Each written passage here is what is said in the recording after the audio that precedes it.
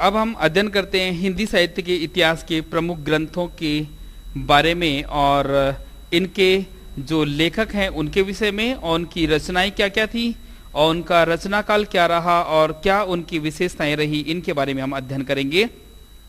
सबसे पहले जो लेखक हैं वो हैं गारसा द तासी। इनकी रचना का नाम है इस्तवार द ला लिटरेतुर एंदुई हिंदुस्तानी। इनके रचना काल का समय रहा 1839 ईस्वी। विशेषताएं फ्रेंच भाषा में लिखा गया और हिंदी साहित्य के इतिहास का ये प्रथम ग्रंथ है। दूसरे जो लेखक हैं वो हैं शिव सिंह सेंगर, जिन्होंने रचना लिखी शिव सिंह सरोज, जो 1883 ईस्वी में लिखी गई और विशेषताओं में लगभग 1000 कवियों का जीवन वृत्त एवं उनकी रचनाएं हैं। तीसरे जो लेखक हैं वो है जॉर्ज ग्रियर्सन, जिनकी रचना का नाम है the modern vernacular literature of Hindustan. रचना काल है 1888 ईस्वी में और इनकी जो विशेषताएं रही वो हैं कवियों का कालक्रम के अनुसार वर्गीकरण, दूसरी विशेषता थी काल विभाजन का प्रयास और तीसरी विशेषता थी पूर्व रचनाओं को आधार स्रोत बनाया। इसके बाद अगले लेखक हैं मिस्र बंधु और इनकी रचना का नाम है मिस्र बंधु विनोद, जो 1913 ईस्वी में लिखी गई, जिसकी विशेषताएं हैं 5000 कवियों को इन्होंने अपनी रचना में स्थान दिया और काल विभाजन का पहला प्रयास किया। अगले लेखक हैं आचार्य रामचंद्र शुक्ल, जिनकी रचना का नाम है हिंदी साहित्य का इतिहास, जो 1929 ईस्वी में लिखी गई, जिनकी विशेषताएं हैं काल विभाजन, इतिहास दर्शन और नामकरण का स्पष्ट आधार और रचनाओं का साहित्यिक मूल्यांकन। अगले लेखक हैं आचार्य हजारी प्रसाद द्विवेदी। इनकी रचना का नाम है हिंदी साहित्य की भूमिका और हिंदी साहित्य का आदिकाल और हिंदी साहित्य का उद्भव और विकास। इनकी विशेषताएं नवीन सामग्री एवं नूतन दृष्टि, शुक्ल जी के अनेक निष्कर्षों से असहमत। अगले विद्वान हैं डॉक्टर राम कुमार वर्मा। इनकी रचना का नाम है हिंदी साहित्य का आलोचनात्मक इतिहास, जो 1938 ईस्वी में लिखा गया। अगले विद्वान हैं डॉक्टर धीरेन्द्र वर्मा, जिनकी रचना का नाम हिंदी साहित्य। अगले विद्वान हैं डॉक्टर भागीरथ मिश्र, जिनकी रचना है हिंदी काव्यशास्त्र का इतिहास। अगले विद्वान हैं डॉक्टर नगेंद्र, जिनकी रचना है रीति काव्य की भूमिका। अगले विद्वान हैं डॉक्टर गणपति चंद्र गुप्त, जिनकी रचना है हिंदी साहित्य का वैज्ञानिक इतिहास, जो 1965 ईस्वी में लिखा गया। इसके बाद आते हैं विश्वनाथ प्रसाद मिश्र, जिन्होंने हिंदी साहित्य का अतीत ये लिखा। और फिर है प्रभुदयाल मीतल, चैतन्य संप्रदाय और उनका साहित्य। इसके बाद है परशुराम चतुर्वेदी, उत्तरी भारत की संत परंपरा। और डॉक्टर मोतीलाल मेनारिया, राजस्थानी भाषा और साहित्य इन्होंने लिखी और राजस्थानी पिंगल साहित्य का भी इन्होंने लेखन किया। अगले जो विद्वान हैं लेखक हैं उनका नाम है डॉक्टर नलिन विलोचन शर्मा। हिंदी साहित्य का इतिहास दर्शन इन्होंने लिखा। और अगले विद्वान है पंडित महेश दत्त शुक्ल, हिंदी काव्य संग्रह इन्होंने लिखा। और अगले विद्वान हैं पंडित राम नरेश त्रिपाठी, जिनकी रचना है कविता कौमुदी, जिसके 2 भाग हैं। और अगले विद्वान हैं बाबू सुंदर दास, जिनकी रचना है हिंदी भाषा और साहित्य। अगले विद्वान हैं सूर्यकांत शास्त्री, हिंदी साहित्य का विवेचनात्मक इतिहास इन्होंने लिखा। और अगले विद्वान है कृपा शंकर शुक्ल, जो आधुनिक हिंदी साहित्य का इतिहास इन्होंने लिखा है। अगले विद्वान है आचार्य चतुर्सेन, जो हिंदी साहित्य का इतिहास लिखा इन्होंने नागरी प्रचारणी सभा काशी, जहां से प्रकाशित ग्रंथ है हिंदी साहित्य का बृहद इतिहास, जो 18 खंडों में विभाजित है। इसके 6 भाग हैं और रीतिकाल का संपादन डॉक्टर नगेंद्र ने किया है। अगले जो लेखक हैं वो है डॉक्टर बच्चन सिंह। इन्होंने आधुनिक हिंदी साहित्य का इतिहास लिखा। और फिर आते हैं नेक्स्ट डॉक्टर राम स्वरूप चतुर्वेदी, जिन्होंने हिंदी साहित्य और संवेदना का विकास ये लिखा। और डॉक्टर टीकम सिंह तोमर ने हिंदी वीर काव्य लिखा है। अब हम अध्ययन करते हैं हिंदी साहित्य की प्रमुख पत्र पत्रिकाओं के बारे में, और इनको युगों के हिसाब से डिवाइडेशन है, जिसमें है भारतेंदु युग, फिर द्विवेदी युग की रचनाएं, इसके बाद आएंगी छायावादी युग की रचनाएं, फिर आएंगी छायावादोत्तर रचनाएं, और फिर आएंगे वर्तमान पत्र पत्रिकाएं। इसके बाद कालय का नामकरण जिसे बोलते हैं। तो सबसे पहले हम अध्ययन करते हैं हिंदी साहित्य की प्रमुख पत्र और पत्रिकाओं के बारे में, जिनमें है सबसे पहला काल भारतेंदु युग। जी हां, भारतेंदु युग। इसमें हम अध्ययन करेंगे एक तो पत्र पत्रिका का नाम क्या है, और फिर हम अध्ययन करेंगे इनका प्रकाशन स्थान क्या है, कहां से ये पत्र पत्रिका प्रकाशित हुई, और फिर हम देखेंगे कि इसके संपादक कौन हैं, और फिर हम अध्ययन करेंगे कि इसकी प्रकाशन अवधि कितनी रही, साप्ताहिक रही या मासिक रही या पाक्षिक रही। तो इस तरह से पहली जो पत्र पत्रिका है वो है उदंत मार्तंड। जी हां, पहली पत्र पत्रिका उदंत मार्तंड, ये कलकत्ता से प्रकाशित हुई और इसकी प्रकाशन अवधि जो है वो थी साप्ताहिक। दूसरी पत्र पत्रिका है बंगदूत, जो कलकत्ता से, ये भी साप्ताहिक है। तीसरी प्रजा मित्र, ये भी कलकत्ता से, ये साप्ताहिक। चौथी सुधाकर, ये काशी से, साप्ताहिक। पांचवी बनारस अखबार, ये भी काशी से, ये भी साप्ताहिक। और छठी प्रजा हितैषी, ये आगरा से और ये साप्ताहिक है। और सातवीं है बुद्धि प्रकाश, ये भी आगरा से, ये भी साप्ताहिक है। फिर आती है मालवा, ये मालवा से प्रकाशित है और ये भी साप्ताहिक है। इसके बाद आती है हिंदी प्रदीप, जो 1877 ईस्वी में और प्रकाशित हुई, और ये इलाहाबाद से प्रकाशित हुई, और इसके संपादक हैं बाल कृष्ण भट्ट, और ये भी मासिक है। इसके बाद आती है तत्व बोधिनी, जो बरेली से प्रकाशित हुई है और ये मासिक है। इसके बाद प्रकाशित होती है ज्ञान प्रदायिनी, ये लाहौर से प्रकाशित हुई और ये मासिक है। इसके बाद जो है वो है कवि बचन सुधा, ये 1868 ईस्वी में प्रकाशित हुई और ये भी काशी से हुई। इसके संपादक हैं भारतेंदु हरिश्चंद्र, ये मासिक है, बाद में पाक्षिक हुई, इसके बाद साप्ताहिक हुई। इसके बाद है हरिश्चंद्र मैगजीन, जो 1873 ईस्वी में प्रकाशित हुई काशी से, और ये भी साप्ताहिक है। इसके बाद ब्राह्मण, जो 1883 ईस्वी में कानपुर से प्रकाशित हुई, पंडित प्रताप नारायण मिश्र ने इसको प्रकाशित किया, वो इसके संपादक रहे और ये भी मासिक रही। ये थी हमारी भारतेंदु युग की कुछ प्रमुख पत्र पत्रिकाएं, और अब हम अध्ययन करते हैं द्विवेदी युग की पत्र पत्रिकाओं के बारे में, जिनमें है हितवाणी, जो 1904 में कलकत्ता से प्रकाशित हुई है, और रुद्रदत्त शर्मा और सखाराम गणेश देवस्कर ने इसे प्रकाशित किया, ये संपादक रहे और इसकी साप्ताहिक अवधि रही। इसके बाद आते हैं नृसिंह पत्र पत्रिका, जो 1907 में प्रकाशित हुई कलकत्ता से, और इसके जो संपादक हैं वो हैं अंबिका प्रसाद वाजपेयी, और ये भी साप्ताहिक है। इसके बाद आती है अभ्युदय, जो 1907 में प्रकाशित हुई प्रयाग से, मदन मोहन मालवीय के द्वारा, यह भी साप्ताहिक है। फिर आती है कर्मयोगी, जो प्रयाग से प्रकाशित हुई और सुंदरलाल इसके संपादक हैं और यह भी साप्ताहिक है। इसके बाद मर्यादा 1909 में प्रयाग से प्रकाशित हुई और इसके संपादक हैं कृष्णकांत मालवीय, और यह भी मासिक है। इसके बाद प्रताप 1913 कानपुर से गणेश शंकर विद्यार्थी के द्वारा प्रकाशित हुई और यह भी साप्ताहिक है। और फिर प्रभा 1913 खंडवा कालूराम के द्वारा संपादक इसके प्रकाशित हैं और यह भी मासिक हुई। इसके बाद कलकत्ता समाचार पत्र, जो 1914 में कलकत्ता से प्रकाशित हुए और यह दैनिक है, और विश्वामित्र 1918 कलकत्ता से, ये भी दैनिक है। और सरस्वती सन 1900 में, पहले काशी से बाद में इलाहाबाद से, ये सन 1903 में संपादक बने थे, जो महावीर प्रसाद द्विवेदी हैं, और ये भी मासिक रही। इसके बाद आती है सुदर्शन, जो 1900 ईस्वी में काशी से प्रकाशित हुई और इनके संपादक थे देवकी नंदन खत्री, माधव प्रसाद मिश्र, ये भी मासिक है।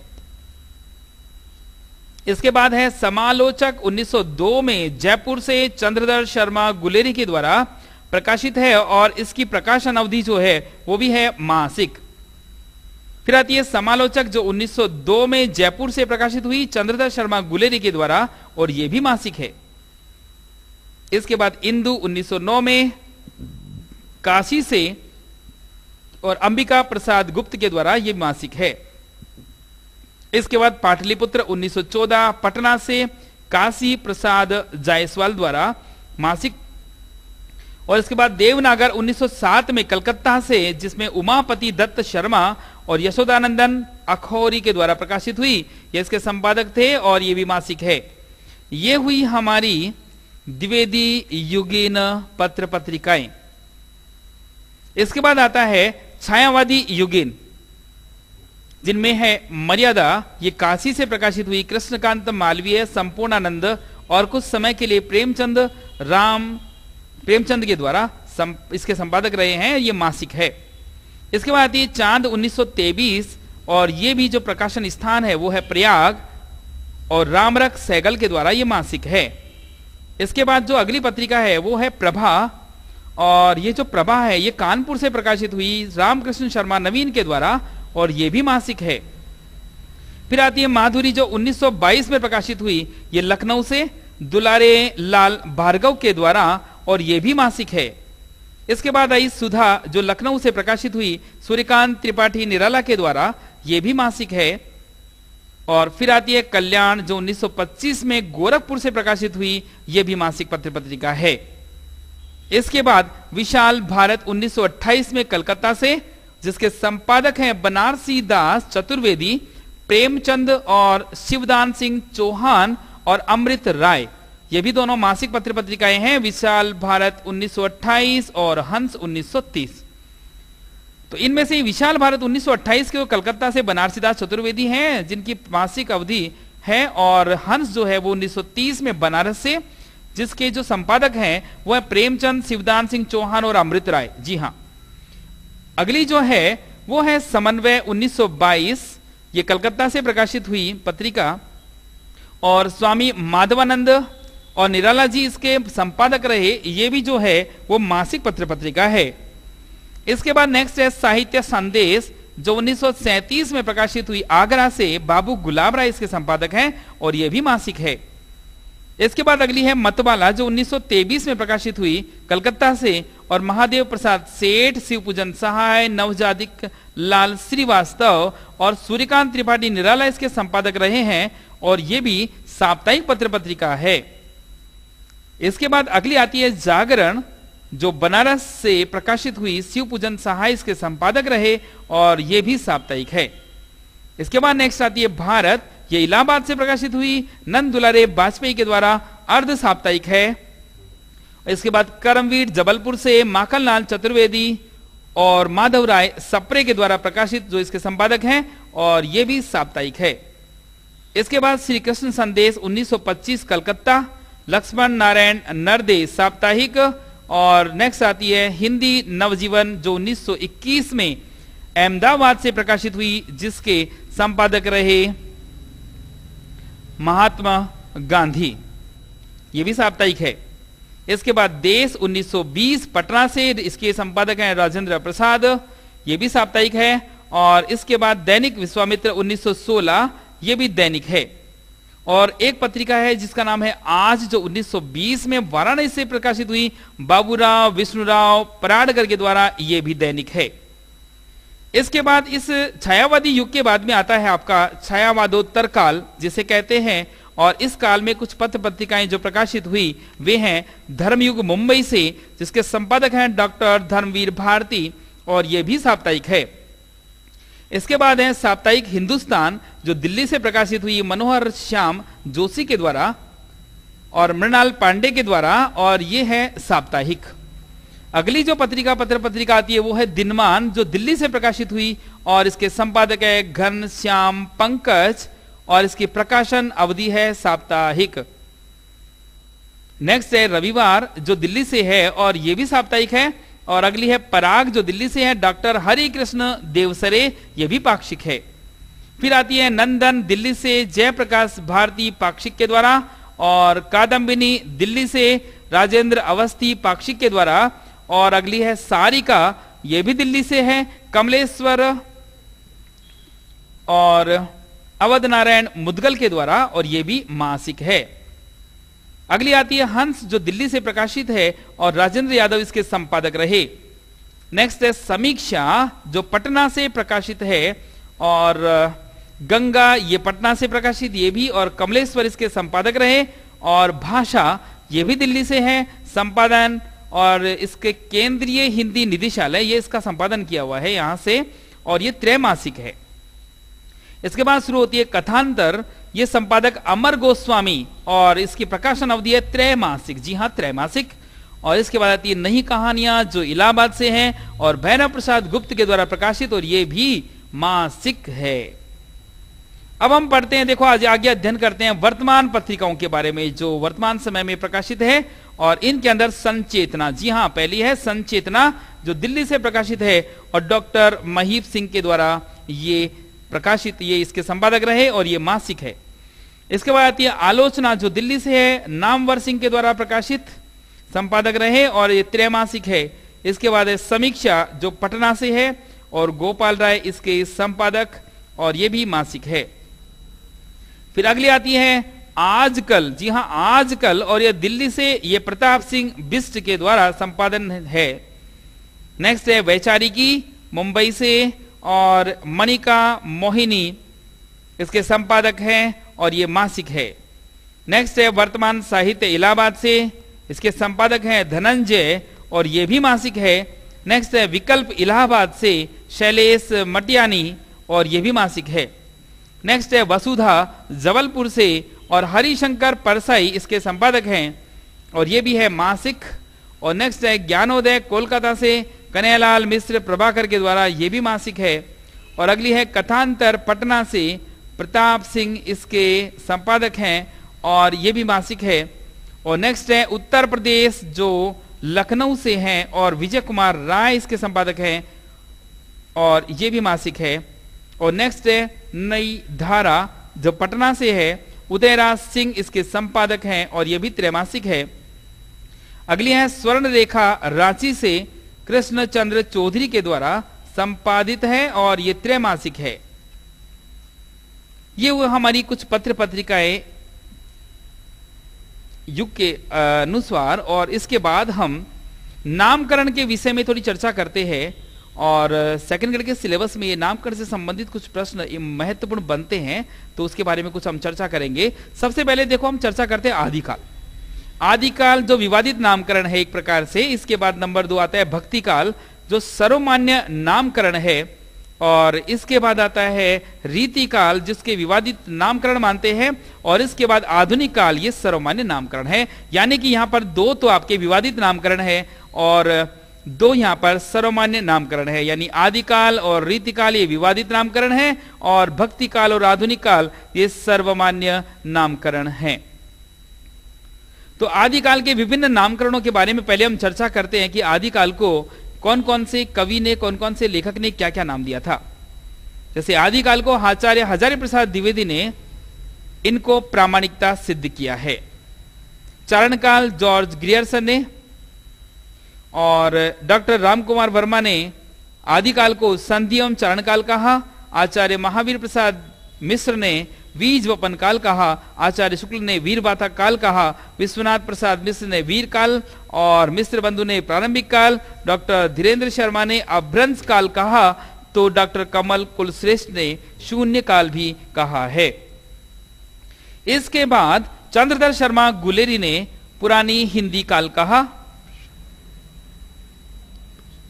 जी हाँ, चंद्रधर शर्मा गुलेरी ने इसे प्रशनी हिंदी काल कहा।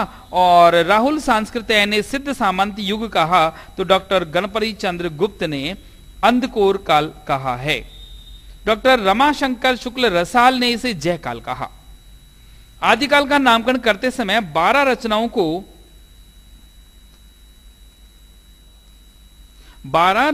को आधार बनाया गया। पृथ्वीराज रासो, चंदबरदाई, खुमान रासो, दलपत विजय, विसल देव रासो, नरपति नाल और हमीर रासो, सारंगधर और विजयपाल रासो, नल सिंह, परमाल रासो, जगनिक जिन्होंने आलाखंड के नाम से उपनाम है, और जय मयंक, जस चंद्रिका, मधुकर और जयचंद प्रकाश, भट्ट केदार, कीर्ति लता विद्यापति और कीर्ति पताका विद्यापति और पहेलियां खुसरो। अब हम आगे अध्ययन करते हैं शुक्ल जी के वीर गाथा काल नामकरण के विरुद्ध में जो तर्क दिए गए उनके बारे में। सभी 12 रचनाएं वीर रसात्मक नहीं है, पहला तर्क। दूसरा तर्क यह है कि विसल देव रासो श्रृंगारिक रासो कृति गे रासो है। विद्यापति तीसरा है, विद्यापति की पदावली आदिकाल की सर्वश्रेष्ठ श्रृंगारिक रचना। और नेक्स्ट है खुसरो की पहेलियां जनता के मनोरंजनार्थ। जो रासो साहित्य है वो प्रधान रस इसमें वीर रस है और उपरस इसमें श्रृंगार रस है। शेष सभी रस इसमें अंगिरस हैं। और दूसरा है शेष 9 रचनाओं में से कुछ रचनाएं नोटिस मात्र यानी नाम मात्र हैं। हमीरासो, जयमयंक और जस चंद्रिका। तीसरा है कि शेष रचनाओं में से कुछ रचनाओं को स्वयं शुक्ल जी भी प्रामाणिक नहीं मानते हैं। पृथ्वीराज रासो, अतः किसी प्रकार भी आदिकाल का नामकरण वीर गाथा काल उचित प्रतीत नहीं होता है।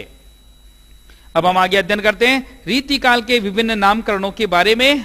तो आचार्य रामचंद्र शुक्ल ने रीतिकाल को रीतिकाल कहा है और श्रृंगार काल डॉक्टर विश्वनाथ प्रसाद मिश्र ने इस रीतिकाल को श्रृंगार काल का नाम दिया।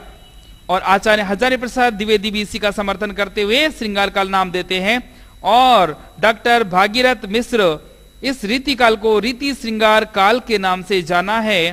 तो डॉक्टर रमाशंकर शुक्ल इसे कला काल कहते हैं और मिश्र बंधु इसे अलंकृत काल के नाम से जानते हैं। आगे काव्य के पक्ष में देखो, भाव पक्ष हृदय और रस और विषय वस्तु, और कला पक्ष में शरीर। भाव पक्ष हृदय है तो कला पक्ष शरीर है। इसमें रस और विषय वस्तु है तो कला पक्ष में छंद, अलंकार, शब्द, शिल्प, भाषा, सौष्ठव और शैली है। इधर भाव पक्ष में काव्य गुण शोभा करते हैं तो उधर कला पक्ष में अलंकार इसकी शोभा बढ़ाते हैं। अब चलते हम काल विभाजन की ओर और इस काल विभाजन का हम अध्ययन करते हैं डॉक्टर एस के पारीक की आवाज में। तो ध्यानपूर्वक सुने और समझें।